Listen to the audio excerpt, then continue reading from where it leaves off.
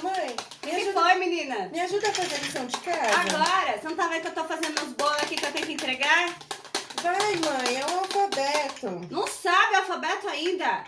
Tá fazendo o que na escola, menina? O que você quer saber? Lê aí, que tá escrito aí, ó. Que letra é essa aqui, ó? Ó, vou explicar só uma vez, não tenho muita paciência. O que tá escrito aqui? Não sei. Como não sabe? P com A, pá, fala pá. Pá, T com O, tô. tô. Então agora, acabei de te mostrar. Pato, fala, pato. Pá, tô. Viu? O que tá escrito aí? Não sei. Não é possível. Tem que ter na sua cabeça. Eu vou explicar uma coisa mais fácil, hein? Presta atenção. Presta atenção, meninos, senão eu vou arrancar sua orelha. A, I. Que letra é essa aqui? A, E essa aqui? I. Então, formou? Não sei. Não sabe? Ai! Viu? É isso. Ai.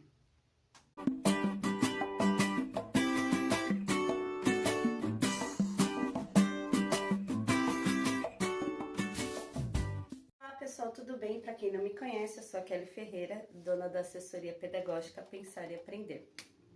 E conforme vocês puderam ver no vídeo anterior, a mãe pode traumatizar o filho quando ela tenta alfabetizar essa criança em casa. E eu vou explicar um pouquinho para vocês como que se dá esse processo de alfabetização e por que pode ser tão traumatizante, por que pode funcionar tão rápido quando uma pessoa ela é especialista em alfabetização e letramento, tá bom?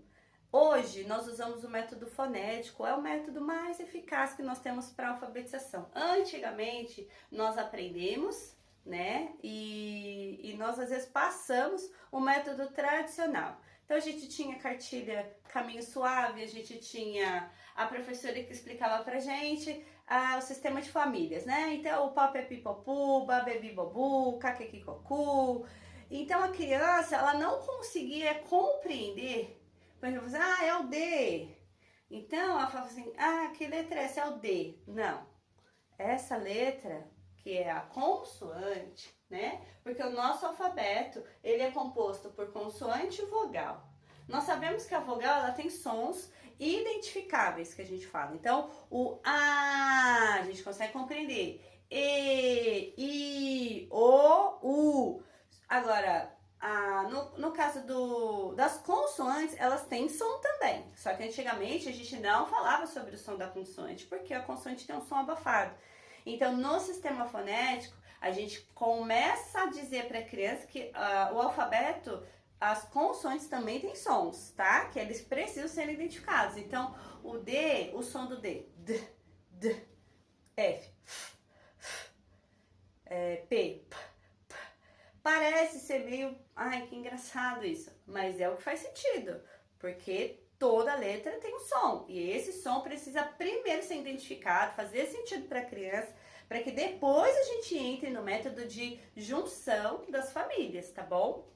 Então eu sempre costumo contar uma história para as crianças sobre a história do alfabeto, né? Então eu vou resumir só para vocês poderem entender, mas essa história ela é bem complexa, a gente geralmente conta em 3, 4 aulas, e as crianças gostam muito e faz todo sentido para elas. Então eu explico que na floresta existia uma tribo das letras do alfabeto chamadas consoantes.